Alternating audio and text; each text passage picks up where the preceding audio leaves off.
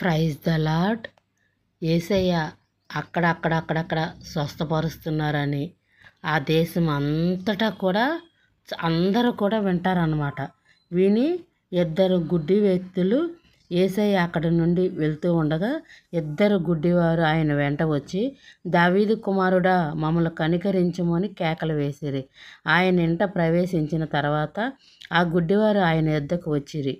యేసు, నేను ఇది చేయగలనని మీరు నమ్ముచున్నారా అని వారిని అడగగా, వారు మేము నమ్ముచున్నాం ప్రభువా అని ఆయనతో చెప్పిరి. అప్పుడు ఆయన వారి కనులు ముట్టి, మీ నమ్మిక చొప్పున మీకు కలుగును గాక అని వారితో చెప్పెను. అప్పుడు వారి కనులు తెరవబడెను కదా.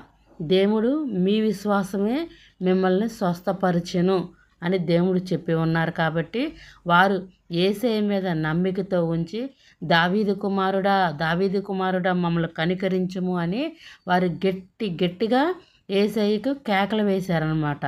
కేకలు వేసి అప్పుడు ఆ గుడ్డివారు వాళ్ళు చూపు పొందుకున్నాక మీ విశ్వాసమే మిమ్మల్ని స్వస్థపరిచిందని దేవుడు చెప్పి ఉన్నారు.